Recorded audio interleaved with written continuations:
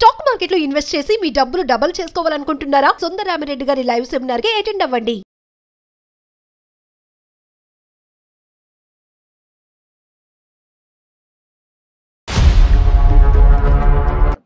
నమస్తే కళ్యాణ్ గారు. నమస్తే జయ గారు. ఈరోజు ఎపిసోడ్లో ఒక తల్లి ఆవేదన అండి. అయ్యో, నా బిడ్డ నాకు కాకుండా పోతుంది.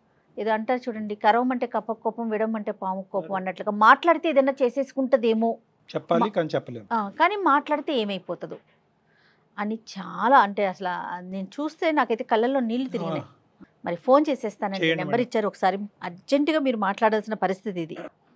ఈరోజు పిల్లలు ఎట్లా ఉన్నారంటే కళ్యాణ్ గారు, చాలా ఫాస్ట్గా ఉండటం ముఖ్యమే కానీ సూపర్ ఫాస్ట్ అయిపోతున్నారండి.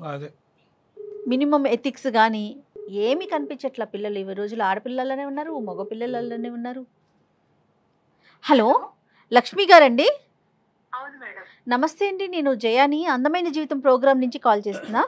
నమస్తే మేడం. నమస్తే అండి, మీ మెయిల్ చూసానండి. డాక్టర్ గారు ఉన్నారు, డాక్టర్ కళ్యాణ్ చక్రవర్తి గారు. నమస్తే సార్. మీరు నమస్తే. ఒకసారి మాట్లాడండి. ఏం పేరమ్మా? లక్ష్మియా? లక్ష్మి సార్. నమస్కారం లక్ష్మి గారు, చెప్పండి అమ్మా. పెళ్ళై చాలా సంవత్సరాలు అయింది మేడం. 10-15 సంవత్సరాలు అయినా కూడా నాకు పిల్లలు పుట్టలేదు మేడం. ఓకే. ఆ తర్వాత భగవంతుడి దయ వల్ల నాకు ఒక పాప పుట్టింది మేడం. సంతోషం. ఆ పాపను మేము చాలా ప్రాణంగా పెంచుకున్నాం మేడం. నేను, మా ఆయన, ఇంకా మా ఆయననైతే అసలు కాలు కింద పెట్టకుండా పెంచిండు మేడం పాపని. అదే లేక లేక కలిగింది కదా, అంత ప్రేమగా పెంచుకొని ఇంటర్ వరకు మా దగ్గరే పెరిగింది మేడం అమ్మాయి. ఇంటర్ తర్వాత ఇంకా పై చదువుల కోసం వేరే దగ్గర జాయిన్ చేద్దాము, బీటెక్ అట్లా చేయించేసి అని చెప్పేసి వేరే హాస్టల్లో జాయిన్ చేస్తాం మేడం. ఎక్కడమ్మా, ఎక్కడ జాయిన్ చేశారు? ఏ ఊరు? బెంగళూరు. మీరు ఎక్కడ ఉంటారు? మేము ఇక్కడ వైజాగ్. తర్వాత ఎప్పుడైతే అక్కడికి షిఫ్ట్ అయిపోయిందో, ఏది బెంగళూరు, ఈ పై చదువుల కోసం ఎప్పుడైతే మేము ఇక్కడ నుండి పంపించేసామో, అక్కడ స్నేహితులు, అక్కడ వాతావరణం ఉంటది సార్, కల్చర్ ఏంటిదో మనకు తెలియదు, దూరంగా ఉన్నాం కదా సార్. ఫ్రెండ్స్ ఫ్రెండ్స్ వల్ల అట్లా చెడిపోయే అవకాశాలు కూడా ఉన్నాయి. మనకు తెలీదు. బాగుండాలమ్మా, తినాలి, జాగ్రత్తగా ఉండాలి, ఎర్లీగా పడుకోవాలి, మనం ఇవన్నీ జాగ్రత్తలు చెప్తాం తల్లిగా. ఎంత చెప్పాలో అంత చెప్పుకుంటూ వచ్చాం. చదువు అయిపోయింది, జాబ్ లో జాయిన్ అవుతానండి. జాబ్ లో జాయిన్ అవుతానంటే సరే అని జాబ్ లో జాయిన్ అయిన తర్వాత మళ్ళీ ఒక రోజు వెళ్లాల్సి వచ్చింది. అమ్మాయి బర్త్డే వచ్చింది, పుట్టినరోజు వస్తే మా ఆయనకి హార్ట్ ఆపరేషన్ అయింది మేడం ఇక్కడ. నేను ఎలాగో వెళ్ళలేను కదా, పాపను చూసిరా, సర్ప్రైజ్ ఇచ్చిరా, గిఫ్ట్లు కొనిచ్చేసి కొన్ని డబ్బులు ఇచ్చిరా అని నన్ను పంపించాడు మేడం. నేను వెళ్ళాను మేడం అక్కడికి. బెంగళూరు వెళ్ళారా? సర్ప్రైజ్ ఇద్దామని వెళ్ళాను. అదేలే. సర్ప్రైజ్ ఇద్దామని అక్కడికి వెళ్ళేసరికి లాక్ వేసి ఉంది. మీరు వెళ్ళినప్పుడు తాళం వేసి ఉంది. అదేంటి, హాస్టల్ రూమా లేదంటే పాప ఏమైనా విడిగా ఫ్లాట్ తీసుకుందా? ఫ్లాట్ తీసుకొని ఉంది సార్ పాప. పోయేసరికి తాళం వేసి ఉందని నేను ఫోన్ చేశాను సార్ పాపకి. ఫోన్ చేస్తే ఎక్కడున్నావమ్మా అంటే, నేను ఆఫీస్ దగ్గరలో ఉన్నా మమ్మీ, సెల్ఫ్ లో ఉంది, కీ తీసుకొని నువ్వు లోపలికి వెళ్ళు అని చెప్పింది. నేను వస్తాను అని. కీ అక్కడే దగ్గర ఎక్కడో సీక్రెట్ సెల్ఫ్ లో పెట్టింది. ఎప్పుడన్నా వాళ్ళు ఫ్రెండ్స్ వస్తారేమో తీసుకొని వెళ్ళడానికని నేను అనుకున్నాను. లాక్ తీద్దామని లాక్ తెరిచి చూసాను సార్. లోపలికి వెళ్ళాను, లాక్ తెరిచి చూసేసరికి నా మైండ్ మొత్తం బ్లాక్ అయిపోయింది సార్. అక్కడ అంతా చూడకూడని అన్ని ఉన్నాయి సార్. అక్కడ ఇటు చూస్తేనేమో మందు బాటిల్స్, అటు చూస్తేనేమో కాల్చిన సిగరెట్ ముక్కలు, బెడ్ దులుపుదామంటేనేమో భార్యాభర్తలు కాపురానికి పిల్లలు పుట్టకుండా వాడుకునే అన్ని మందులు అవి ఇవి ఉన్నాయి సార్. చూసేసరికి ఇక నాకు మొత్తం కళ్ళు తిరిగిపోయింది సార్. ఈ విషయం మా ఆయనకు తెలిసే గుండె పగిలి అక్కడి నుంచి చచ్చిపోతాడు సార్ మా ఆయన.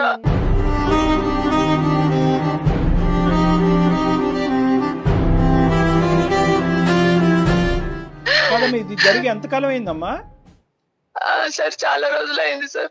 మరి ఇంతకు ముందు ఎప్పుడు పాప రూమ్ కి మీరు విజిట్ చేయలేదా? ఇదే ఫస్ట్ టైమా? ఇదే ఫస్ట్ టైం సార్. మేము పాప పేరేంటమ్మా ఇంతకి? ప్రియాంక మేడం. కానీ అస్సలు ప్రియాంక దగ్గర నుంచి ఇదైతే మాత్రం మీరు కల్లో కూడా ఎక్స్పెక్ట్ చేయలేదు. మీరు ఎక్స్పెక్ట్ చేయలేదు సార్, మా ఆయన కూడా చేయలేదు, మేము కూడా చేయలేదు సార్. కానీ అంటే ఏమన్నా గట్టిగా అడుగుదామంటేనేమో మా ముందే విచ్చలవిడిగా ఏమన్నా చేస్తామని భయం సార్. ఇంకా గట్టిగా అడిగితే ఈ మధ్యలో పిల్లలు చచ్చిపోతున్నారు కదా సార్ ఆత్మహత్య చేసుకొని.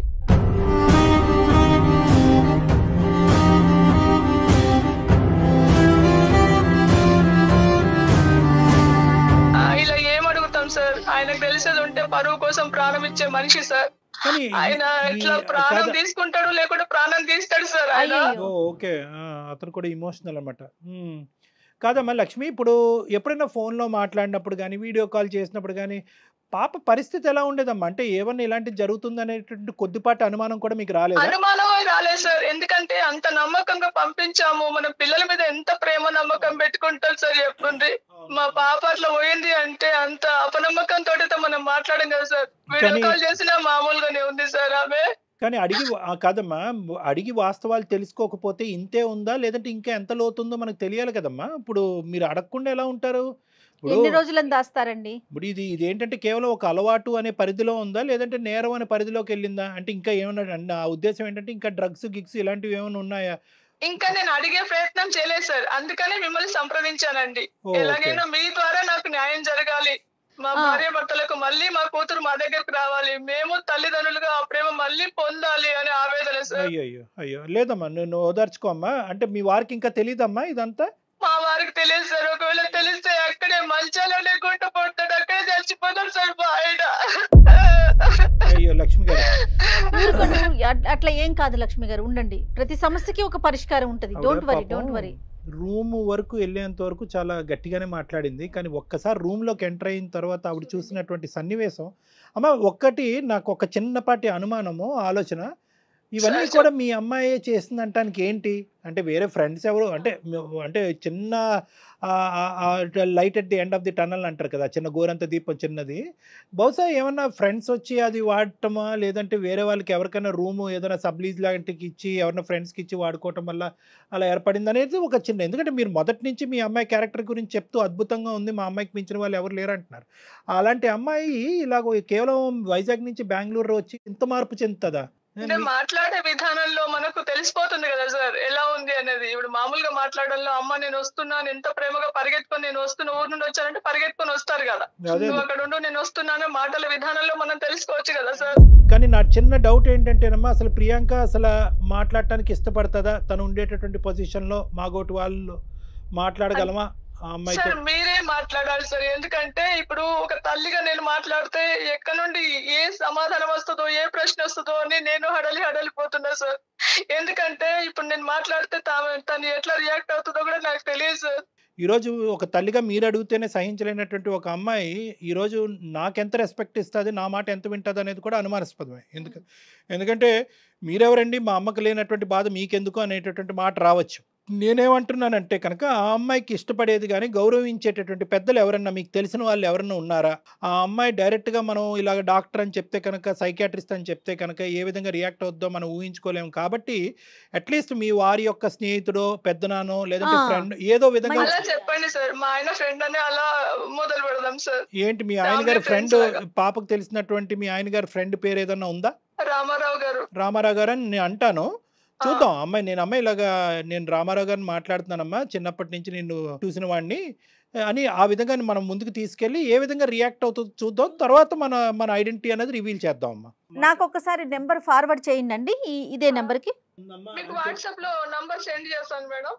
అదే డాక్టర్ గారు ఏమంటున్నారంటే, అమ్మాయికి కూడా చెప్పాక ప్రియాంకకి చెప్పినాక అమ్మ కూడా ఉంది అన్నాక అప్పుడు మీరు మాట్లాడుదురు కానీ. అలాగే మేడం. రైట్ అండి, పరిస్థితి బట్టి మాట్లాడదాం. హలో ప్రియాంక. హలో చెప్పండి ఎవరు?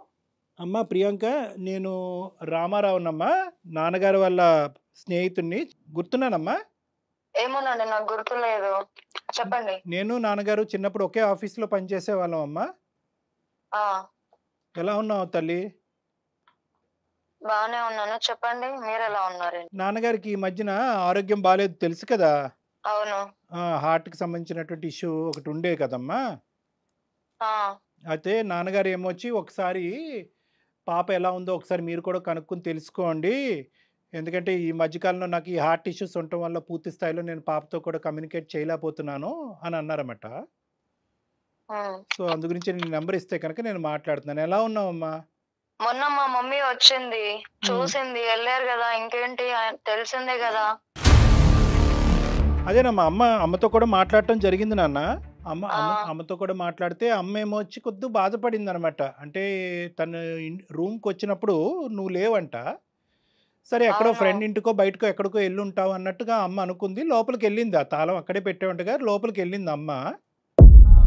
అయితే అక్కడేవో కొన్ని చూడకూడనివన్నీ చూసి అమ్మ చాలా మనస్తాపం చెంది ఒక డిప్రెషన్లోకి వెళ్ళి నాకు చెప్పిందమ్మ. నాకు కూడా ఫోన్ చేసి చెప్పింది. అంటే నాన్నగారి వరకు ఈ సబ్జెక్ట్ ఇంకా మనం పట్టుకెళ్ళలేదు. ఎందుకంటే నాన్నగారు ఉండేటటువంటి పరిస్థితి బట్టి ఇప్పుడు అతడికి ఈ పరిస్థితిలో ఇది తీసుకెళ్ళి చెప్తే కనుక బాగుండదు అన్నట్టు. ఇవన్నీ మీకెందుకు అసలు?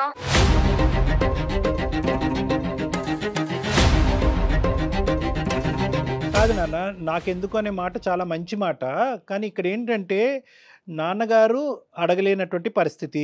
ఓకే, ఖచ్చితంగా నాన్నగారు కూడా మొన్న ఒక 4 రోజుల క్రితం ఏమండి పాప అక్కడ ఒక్కతే ఉంటుంది, చిన్నప్పటి నుంచి మీరు మీ కళ్ళెదురుగుంటే పాప పెరిగింది కదా, ఒకసారి కనుక్కోవటం అనేటటువంటి మాట అంటాం వాస్తవమే. కానీ దాంతోపాటు అమ్మ తర్వాత నాకు ఈ షాకింగ్ న్యూస్ చెప్పేటప్పటికి ఇంకా నా మీద ఇంకా బాధ్యత పెరిగిందమ్మా. అంటే మీ కుటుంబానికి చిన్నప్పటి నుంచి తెలిసినటువంటి ఒక వ్యక్తిలాగా, మీ నాన్నగారి తర్వాత ఒక పెద్ద స్థాయిలో ఉండేటటువంటి ఒక వ్యక్తిలాగా నువ్వు ఈ పరిస్థితుల్లో ఏ పరిస్థితిలో ఉన్నావు అనేటటువంటి తెలుసుకోవటం ఒక ఇంపార్టెంట్ అంశంగా భావిస్తూ నేను కాల్ చేయటం జరిగిందనమాట. ఇవన్నీ అంటే నాకెందుకు అనేది ఒక సబ్జెక్ట్ అమ్మా. అక్కడ మీ అమ్మగారు చూసినటువంటివి నిజాలా కాదా అనేది రెండో సబ్జెక్టు. అవి నిజాలా కాదా? చూడండి అంకుల్, మీరు ఇవన్నీ కనుక్కునే అవసరం లేదు. మీ వర్క్ ఏంటి అది చూడండి ఫస్ట్. నా గురించి మీకు అవసరం లేదు. నేను ఎలా ఉన్నాను అనేది అవన్నీ మీకు ఎందుకు? నా లైఫ్ ఇది, నా ఇష్టం. నేను ఎలాగైనా ఉంటాను. అది అడిగే రైట్స్ మీకు లేవు. పోనీ మీ అమ్మగారికి ఉన్నాయమ్మా? అవును, మా అమ్మే డైరెక్ట్ వచ్చి అడుగుతుంది కదా. అలాంటప్పుడు మీకేం రైట్స్ ఉన్నాయని అసలు నన్ను అడుగుతున్నారు నాకు కాల్ చేసి? ఒక్క నిమిషం ఆలోచించు. అమ్మకి నన్ను మధ్యలో పెట్టి అడిగించవలసినటువంటి అవసరం ఏముంటది తల్లి? ఇప్పుడు ఏమంటారు? అమ్మ చిన్నప్పటి నుంచి నిన్ను అల్లారు ముద్దుగా పెంచుకుని ఈ లెవెల్ వరకు తీసుకొచ్చి కళ్ళు మూసుకుని మా అమ్మాయి సక్సెస్ఫుల్గా ఒక మంచి సిటిజన్ ఆఫ్ దిస్ కంట్రీ అవుతుంది, మా పేరు నిలబడుతుంది అని చెప్పి మీ తల్లిదండ్రులు చిన్నప్పటి నుంచి ఆశపడ్డారు. ఇది ఒక జీవితంలో ఏంటంటే నాన్నగారు అప్పుడు హార్ట్ అటాక్ వచ్చినప్పుడు నాన్నగారికి బైపాస్ సర్జరీ అవటం అనేది ఎంత పెద్ద షాకో మీ అమ్మగారికి, ఈ రోజు నీ రూమ్ లో చూసినటువంటి ఈ సంఘటన కూడా అంత పెద్ద షాక్ గురవుతున్నారు. చూస్తున్నాను నా రూమ్ లో అంటున్నారు. ఏం కనిపించింది అసలు నా రూమ్ లో? ఏం చూసారంట?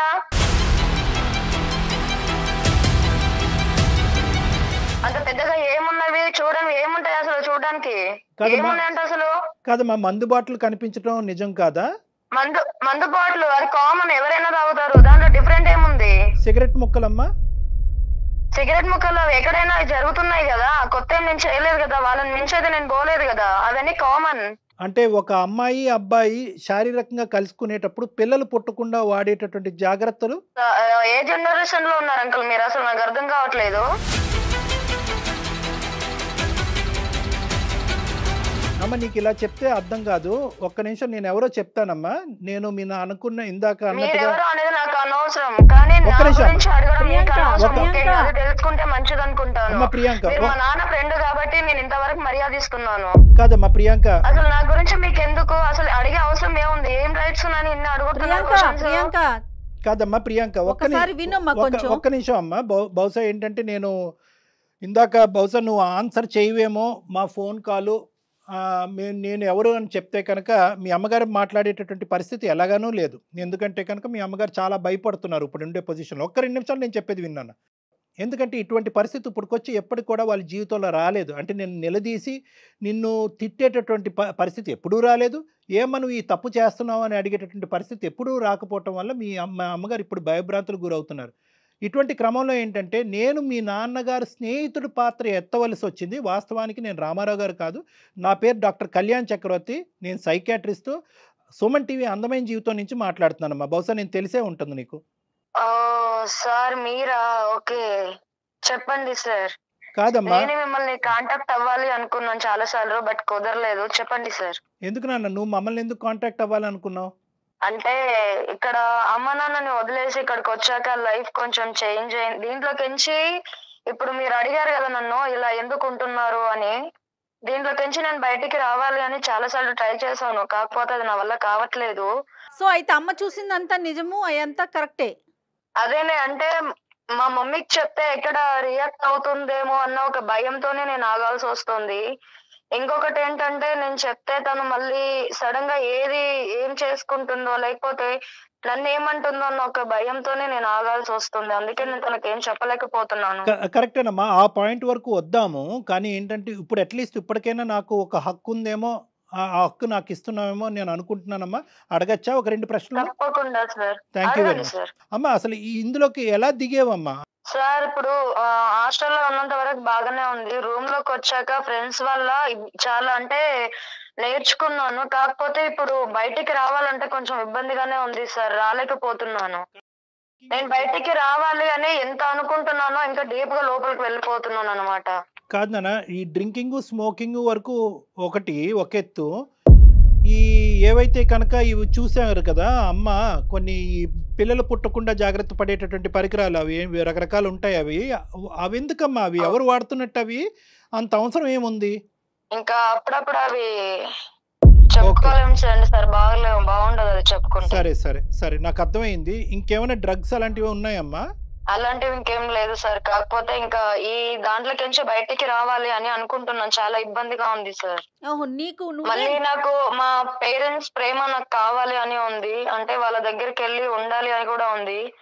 వాళ్ళకి చెప్తే ఎలా రియాక్ట్ అవుతారు అన్న భయం కూడా ఉంది. అంటే తనకే ఉంది ఆలోచన దాంట్లో నుంచి బయటపడాలి, కానీ రాలేకపోతుంది. కానీ ప్రియాంక, ఇప్పుడు కాదు నాన్న, ఇది మొక్కగా ఉన్నప్పుడే దీన్ని తుంచేసేయాలి. ఈ అలవాట్లలోకి ఇంత లోపలికి వెళ్ళిపోయి ఆఖరికి ఏంటంటే నేను బయటకు రావాలి అంటే, బహుశా ఏంటంటే ఇది వినేటటువంటి అన్ని యువతి యువకులందరికీ కూడా ఇది ఒక మంచి సబ్జెక్టు. అంటే ఏంటంటే ఈ అలవాట్లకి బానిస అయ్యేటటువంటి పరిస్థితి ఎప్పుడు వస్తుంది అంటే కనుక ఆదిలోనే ఇందులోంచి బయటపడి తప్పించుకునేటటువంటి ప్రయత్నం పూర్తి స్థాయిలో చేస్తే కనుక తొందరగా బయటకు వస్తాం. ఎప్పుడైతే కనుక ఈ కంట్రోల్ బటన్ అనేటటువంటి మన చేతుల్లో కాదు పక్క వాళ్ళ చేతుల్లోకి వెళ్తుందో, అంటే ఎలా ఉంటుంది, ఈ స్నేహితుల మధ్యన ఉండేటటువంటి దాన్ని పియర్ ప్రెషర్ అంటూ ఉంటారు.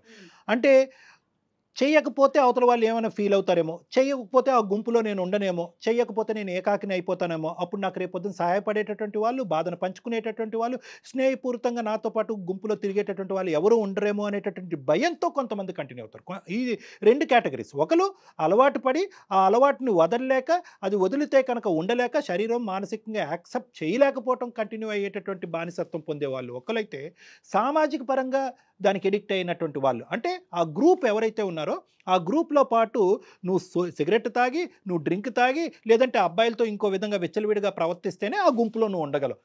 ఎప్పుడైతే కనుక ఇది కాదు, ఇది కరెక్ట్ కాదు, ఇది పద్ధతి కాదు, ఇది నీతి కాదు, ఇది వ్యవహారం కాదు, మా తల్లిదండ్రులు ఒప్పుకోరని ఎప్పుడైతే నువ్వు మాట్లాడతావో ఆ గుంపులోంచి నువ్వు బయటకు వెళ్ళిపోతావు. ఈ గుంపులోంచి బయటకు రావడం అనేటటువంటిది తట్టుకోలేక ముందు నువ్వు ఈ వెనకతలు గొయ్యి అని ఇందాక అన్నాను చూడు, ఆ పరిస్థితి నీది అన్నట్టు నాకు అనిపిస్తుంది. అంటే నువ్వు ఇప్పటికీ కూడా బాధపడుతూ, డాక్టర్ గారు మీరు నాకు ఫోన్ చేసినందుకు థ్యాంక్ యూ, నేనే మీకు చేద్దాం అనుకున్నాను, ఇంత యాక్సిడెంటల్గా నాకు ఈ ఫోన్ కలవటం నా అదృష్టం అని నువ్వు ఎప్పుడు అన్నావో, అంటే దాని అర్థం ఏంటంటే నువ్వు దీనికి బానిస అవ్వలేదు.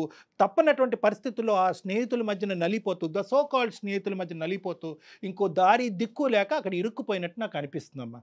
సో ఇది ఏదైనా కూడా బహుశా ఇవన్నీ మీ అమ్మగారు వింటూ ఉంటే కనుక ఏ స్థాయిలో బాధపడతారో మరి నాకు తెలియదు. కానీ ఈ సెకండ్ హాఫ్ ఏదైతే ఉందో, అంటే మా అమ్మాయి దీనికి బానిసత్వం పొందినా కూడా, అంటే దీనికి వ్యసనానికి బానిస అయినా కూడా ఈరోజు బయటపడటానికి పూర్తి స్థాయి ప్రయత్నం చేస్తున్న, అవకాశం దొరక్క బయటపడలేకపోతుంది అనేటటువంటి మాట చాలా చల్లగా వినిపించేటటువంటి మాటలాగా నాకు అనిపిస్తుంది. కాబట్టి నీకు ఇంకొక చిన్న మాట చెప్తానమ్మా. అమ్మ ఇక్కడ కాన్ఫరెన్స్ కాల్లో ఉంది. సార్ ఎంత పని చేశారు సార్? మరి కాదమ్మా, మరి ఏ పద్ధతిలో చెప్పాలమ్మా? ఇది ఎప్పటి వరకు గోప్యంగా ఉంచుతావు? లైన్ లో ఉంది అంటే అసలు నేను ఇవన్నీ చెప్పేదాన్నే కాదు. అదే కదా ప్రాబ్లమ్. ఎప్పటికైనా తెలియాలి కదమ్మా, తెలిస్తేనే ఒకటి అమ్మా, ఇప్పటి వరకు నువ్వు ఇంత ఊబిలో ఇరుక్కుపోయేవి, ఇంత కూరుకుపోవటానికి ప్రధానమైనటువంటి కారణం ఏంటంటే నువ్వు ప్రేమించి నిన్ను ప్రేమించేటటువంటి మనుషుల ముందు గోప్యంగా ఉంచటమే ఇక్కడ ప్రధానమైనటువంటి సమస్య. అందుగురించే మేము చెప్తా ఉంటాం, ఇలాంటి ఆ సమస్యలు వస్తే కనుక ఆడపిల్లలు మగపిల్లలు ముందస్తునే తల్లిదండ్రులు ఎదురుగుంటా నిలబడి ధైర్యంగా చెప్పండి. తల్లిదండ్రులు అర్థం చేసుకునేటటువంటి పొజిషన్లో ఉంటారు. ఆఖరికి నేను ఈరోజు మీడియేషన్ చేస్తూ మీ అమ్మగారు నీ కమ్యూనికేట్ చేయలేకపోతున్నారు, నువ్వు మీ అమ్మగారు కమ్యూనికేట్ చేయలేకపోతున్నావు అనే పరిస్థితి రావటం వల్ల నేను మీడియేషన్ చేసి ఇక్కడ చెప్తే ఈరోజు మళ్ళీ నువ్వు పాత కథే పాడుతున్నావు. మాట్లాడు ఒకసారి, అమ్మతో మాట్లాడు. సారీ మా, అంటే మొన్న తను ఊరు ఇంకా వచ్చింది సార్, కానీ నేను తను అంత దూరంతోనే నా మీద ప్రేమతో వచ్చినా కూడా నేను కలవలేకపోయాను తనని. బట్ మీరు ఇలా పెట్టేసరికి నిజంగా నాకు ఏం మాట్లాడాలో మాట్లాడు, పర్లేదు, ఏమి open అవ్వు. అమ్మా. ఇప్పుడు ఒకటే, మీరిద్దరూ ఎదురుబెదురు ఉన్నారు, అమ్మ కూడా లైన్లోనే ఉంది, ఇంకా చాలు ఈ అంతర్యుద్ధము. ఎవరు కూడా ఇక్కడ ఎవరు అడగటం వల్ల ఎవరికి కోపాలు రావు, తాపాలు రావు. దయచేసి తల్లి కూతుర్లు మీ ఇద్దరు ఎదురుబెదురు ఉన్నారు, ఇక్కడ జరిగినటువంటి నష్టం కష్టం ఏమీ లేదు. మళ్ళీ మీ పాత డైనమిక్స్ 110% పుట్టుకొస్తాయి. కాబట్టి లక్ష్మి గారు, ప్రియాంక లైన్లో ఉంది, ప్రియాంక లక్ష్మి గారు లైన్లో ఉన్నారు, ఇద్దరు మాట్లాడుకోండి. హలో మా, నేను కావాలని దీంట్లోకి రాలేదు మా. అంటే ఊరు ఇంకా వచ్చినప్పుడు నేను బాగానే ఉన్నాను. ఇక్కడ రూమ్ లోకి షిఫ్ట్ అయ్యాక ఫ్రెండ్స్ వల్ల నేను ఇలా అయ్యాను. దీంట్లోకి ఎంచే బయటికి రావాలని చాలా ట్రై చేశాను, అయినా నా వల్ల కావట్లేదు. సారీ అమ్మా. కానీ నీకు అమ్మ నాన్న ఎప్పుడు గుర్తు రాలేదా అమ్మ ఆ పనులు చేసేటప్పుడు? సారీ అమ్మా. ఎంత ప్రాణంగా పెంచుకున్నావమ్మా నిన్ను. నేను బయటికి రావాలని చూస్తున్నానమ్మా, కానీ నా వల్ల కావట్లేదమ్మా. నాన్నకి విషయం చేస్తే బతుకుతాడు అనుకున్నావా అమ్మా?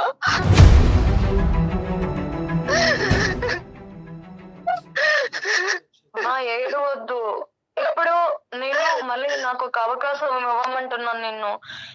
నాకు ఈ జాబ్ కూడా వద్దు, నాకు ఈ రూమ్ కూడా వద్దు. నేను మళ్ళీ వచ్చి మీ దగ్గరే ఉంటాను. నేను ఇవన్నీ మానేసి వద్దాం అనుకుంటున్నానమ్మా. ఇంకా దీంట్లోకి నుంచి బయటకు రావడానికి నేను ట్రై చేస్తాను. ఎంతో అల్లారు ముద్దుగా పెంచి పెద్ద చేసి ఎంతో కీర్తి ప్రతిష్టలు తెస్తావు అనుకున్నా, కానీ నువ్వు బాధపడకండి అమ్మా లక్ష్మి. ఇంకా ఇప్పటికైనా ఇంకా చెప్తున్నాను కదా, సారీ. లక్ష్మి గారు, అంటే నేను కావాలని రాలేదు. సార్ చెప్పండి సార్. తల్లి బంగారు తల్లి, ఒక లక్ష్మి గారు, ఎంతమంది తల్లిదండ్రులకి అంటే ఇటువంటి సన్నివేశం చూసిన తర్వాత, నాగోటి వాళ్ళు మాట్లాడిన తర్వాత, ఎంతమంది ఆడపిల్లలు కానీ అబ్బాయిలు కానీ ఈ విధంగా రియలైజ్ అయ్యి మళ్ళీ అమ్మా నాన్న ముందు క్షమాపణ అడగటం, నేను మాట్లాడినటువంటి పావు గంటలోనే క్షమాపణ అడగటము. వాస్తవానికి ఏంటంటే కనుక నేనేదో ఇష్టం ఉండి కోరిక పుట్టి అటువైపు పరిగెట్టలేదమ్మా, తప్పకి ఇరుక్కుపోయినటువంటి ఒక దరిద్రగొట్టి పరిస్థితి. ఇప్పటికైనా ఇది ఒక బంగారు అవకాశంలాగా ఇందులోంచి బయటపడి నీ కళ్ళెదురుగుంటా నిలబడ్డాను, నన్ను క్షమించమ్మా, 2 నిమిషాల్లో నేను మారుతానని చెప్పేటటువంటి మనుషులు ఎంతమంది ఉంటారమ్మా ఈ వయసులో అనుకోండి? ఈ వయసులో ఎంతమంది ఉంటారు తల్లి? సో కాబట్టి ఏంటంటే కరెక్టే, మీ మీ మీ కడుపు ఘోష అనేది మాకు అర్థం అవుతుంది. ఎందుకంటే మీ శోకం ఏంటంటే, అరే ఇదేంటి ఎక్కడెక్కడో ఇలాంటి అలవాట్లు, ఇలాంటి పాడలవాట్లు, ఇలాంటి పరిస్థితులు జరుగుతాయి అనుకుంటాను, కానీ మా ఇంట్లో మా కన్న కూతురు ఇలా చేస్తుందని నేను అనుకోను. ప్రతి తల్లిదండ్రుల యొక్క వాదన ఇదే. ఏమనుకుంటారంటే పేపర్లో చూస్తారు, టీవీలో చూస్తారా, అది ఎక్కడో పాడైపోయినటువంటి పిల్లలో, లేదంటే తల్లిదండ్రులు పట్టించుకున్నటువంటి పిల్లలో, లేదంటే అల్లారి ముద్దుగా విపరీతమైనటువంటి ముద్దిచ్చి అడగకుండానే విపరీతంగా ఇచ్చేటటువంటి కుటుంబాల్లో పుట్టినటువంటి పిల్లలు దారి తప్పి గాడి తప్పి ఇలా ప్రవర్తిస్తారని అనుకుంటారు. కానీ వాస్తవానికి ఏంటంటే మన ఇంట్లోనే ఇలా జరుగుతుందా అనేటటువంటి చాలామంది తల్లిదండ్రులు ఊహించుకోరు. ఇదంతా కూడా ప్రధానంగా జరిగేటటువంటి, అంటే ఎప్పుడైతే కనుక ఈ అమ్మాయి ఈ వాతావరణంలోంచి ఆ వాతావరణంలోకి వెళ్ళినాయో రకరకాల అంశాలు వచ్చినాయి. ఒకటేంటంటే కనుక ఒంటరిగా బతకవలసినటువంటి అవసరం, అల్లారు ముద్దుగా పెంచుకున్నటువంటి తల్లిదండ్రులు, ఏకైక కూతురు, అల్లారు ముద్దుగా పెంచేటటువంటి కూతురు, ఆ అమ్మాయి అక్కడికి వెళ్ళి ఒంటరిగా ఉండటం, ఒక కొత్త వాతావరణం, అంత ఫాస్ట్గా ఉండేటటువంటి వాతావరణం, సిగరెట్ తాకపోయినా మందు కొట్టకపోయినా తేడాగా చూసే వాతావరణం, అబ్బాయిలతో కలిసి బాయ్ ఫ్రెండ్ లేడు అని చెప్పుకోవడానికి సిగ్గుపడేటటువంటి వాతావరణం. సో ఇటువంటి వాతావరణంలోకి వెళ్ళేటప్పటికీ ఆ అమ్మాయి ఏమనుకుందంటే ఇదే నార్మేమో, ఇది సాంప్రదాయమేమో, నేనే ఇప్పుడు దాకా నూతులో కప్పలాగా ఉన్నానేమో, ఇది వాస్తవమైనటువంటి ప్రపంచమేమో, ఈ ప్రపంచానికి నేను ఎస్ చెప్పకపోతే కనుక ఈ ప్రపంచం నాకు నో చెప్తాదేమో అనేటటువంటి భయంతో దిగినటువంటి ఒక బానిస అమ్మాయి. కాబట్టి ఏంటంటే పెద్ద మనసు చేసుకుని ఈ అమ్మాయిని ఈరోజు క్షమించవలసినటువంటి అవసరం ఉంది. ఒకప్పుడు ఇదే తత్వం కానీ ఇదే ఆలోచన శైలి కానీ కొద్దిపాటి కంటిన్యూ అవుతే కనుక నేను ఆ అమ్మాయి కౌన్సిలింగ్ చేసి ఆ అమ్మాయి మనసు మార్చి మళ్ళీ ఇటువంటి తోవలోకి వెళ్లకుండా నేను కాపాడగలిగేటటువంటి వ్యక్తిని అవుతానమ్మా. లక్ష్మి గారు, ఇలాంటి వాళ్ళ సలహాలు సూచనలు మాలాంటి తల్లిదండ్రికి మేము కన్నా పిల్లలకి చాలా అవసరం సార్. ఎందుకు నా బాధ కట్టలు తెంచుకునే దుఃఖం ఎందుకు వచ్చిందంటే సార్, ఇక్కడ మీకు ఒక్క విషయం చెప్పాలి సార్. చెప్పండమ్మా, తప్పకుండా. ఎన్నో ఏళ్లుగా అంటే ప్రదక్షిణాలు, పూజలు, వ్రతాలు చేయగా పుట్టిన అమ్మాయి కాబట్టి ఇంత దాకా తెస్తుందని అనుకోలేదు సార్. ఆ దుఃఖం వల్లనే ఈ ఏడుపు, ఈ బాధ ఇదంతా వస్తుంది సార్ నాకు. దేవుడు వరవిస్తూనే శాపించాడు అనేటువంటి పరిస్థితి. అమ్మ ప్రియాంక సార్ చెప్పండి సార్. నేను ఇప్పటికీ కూడా అమ్మకి దొరికాను కాబట్టి మారేను అనేటటువంటి ప్రియాంక కాదని నేను అనుకుంటున్నాను. అదేం లేదు సార్, నేను మా అమ్మ దగ్గర చెప్పాలని అనుకున్నాను, బట్ మీ వల్ల తెలిసింది, మంచిదే అయ్యింది నాకు. నిజంగా ఐఎమ్ రియలీ సారీ అమ్మా. సరే నాన్న, ఓకే, సారీ, ఓకే. తక్షణ కర్తవ్యం ఏంటంటే కనుక మళ్ళీ ఎక్కడ చెప్పా పెట్టకుండా పెట్టిబేడ సర్దుకుని వెనక్కి వచ్చేసి ఇక్కడ ఇంటికి వచ్చిన తర్వాత, వైజాగ్ వచ్చిన తర్వాత కావాలంటే వాళ్ళకి నోటీస్ పంపించి జాబ్కి రిజిగ్నేషన్ పెడితే కానీ అక్కడ మొత్తానికి డిక్లేర్ చేయొద్దు ఆ గుంపుకి. అర్థమైందా? బాబు వెళ్తున్నా గుడ్ బై, అమ్మ వెళ్తున్నా గుడ్ బై అని చెప్పారు అనుకో, అందరూ నిన్ను చుట్టుముట్టేస్తారు, సాయంత్రం పబ్బుకు పట్టుకెళ్ళిపోతారు. కాబట్టి నేనేమంటున్నానంటే ఎవరికి చెప్పకుండా నీ దారి నువ్వు నీట్గా సర్దుకుని వెనక్కి వచ్చేసే, లేదంటే మళ్ళీ నిన్ను ఇన్ఫ్లుయెన్స్ చేస్తారు వాళ్ళు. చిప్పుగా వచ్చేసేయాలని, అది డాక్టర్ గారు చెప్పే సలహా. మీ ఇద్దరికి మేము పాదాభివందనం చెప్పుకుంటున్నాము. మీ వల్లనే నా కూతురు నాకు దక్కింది. మీకు చాలా చాలా ధన్యవాదాలు సార్. థ్యాంక్ యూ అండి, థ్యాంక్ యూ. ఇంకా బాధపడకండి, తను హ్యాపీగా తిరిగి వచ్చేస్తుంది. చక్కగా ఉండండి. అలాగే సార్, అలాగే. Thank you sir, thank you so much sir. Thank you అమ్మా. నమస్తే. కానీ ఇంత ఫాస్ట్ గా ప్రియాంకలో మార్పు వస్తుందని ఎక్స్పెక్ట్ అయితే తనకుందా ఆలోచన? మార్పు కోరుకుంటున్న వాళ్ళకి మార్పు తొందరగా వస్తుంది మేడం. ఇక్కడ మీరేం చేయక్కర్లేదు, అంతేనా కళ్యాణ్ గారు? అంతే, ఇక్కడ మనం చేయవలసినటువంటిది ఏమీ లేదమ్మా. ఎటొచ్చి ఏంటంటే ఫ్యూచర్లో ఇటువంటి పిల్లలు ఏంటంటే మళ్ళీ ఒక ప్రపంచంలోకి వచ్చారనుకోండి, వీళ్ళ యూజువల్గా వాళ్ళ సైకాలజీ ఎలా ఉంటుందంటే ఆ గ్రూప్లోంచి నేను బయటపడ్డాను కాబట్టి బహుశా ఏమీ కాదు, ఇంకో గ్రూప్ ఇంకో ఆలోచనతో ఇంకో యాంగిల్లో మళ్ళీ వీళ్ళ దగ్గరికి రావచ్చు. సో కాబట్టి ఏంటంటే కర్తవ్యం ఎప్పుడు చూసుకుంటూ ఉండాలి. అంటే కర్తవ్యం అంటే first realization of responsibility, ROR అంటూ ఉంటారు పిల్లలందరికీ చెప్తూ ఉంటాను నేను. రియలైజేషన్ ఆఫ్ రెస్పాన్సిబిలిటీ, మీ బాధ్యత ఏంటి, మీ వయసు ఏంటి, మీ బాధ్యత ఏంటి, మీ తల్లిదండ్రులు మీ దగ్గర నుంచి ఏం కోరుకున్నారు, ఈ రెస్పాన్సిబిలిటీ రియలైజ్ అయ్యేంత వరకు ప్రియాంక లాంటి వాళ్ళు చాలామంది రావచ్చు, వాళ్ళు వచ్చేటటువంటి మార్పు మాత్రం పర్మనెంట్ కాదు. సో ఈ రియలైజేషన్ రావాలి. అది తెప్పించడానికి కొన్ని కౌన్సిలింగ్ సెషన్స్ అనేది యూజువల్గా చేస్తూ ఉంటాం. ప్రియాంకకి ఏం అవసరం పడకపోవచ్చమ్మా. రైట్ అండి, థ్యాంక్ యూ కళ్యాణ్ గారు. నమస్తే. అత్యాధునికమైన టెక్నాలజీతో ఫెర్టిలిటీ ట్రీట్మెంట్ అందిస్తోంది మెడిసి IVF.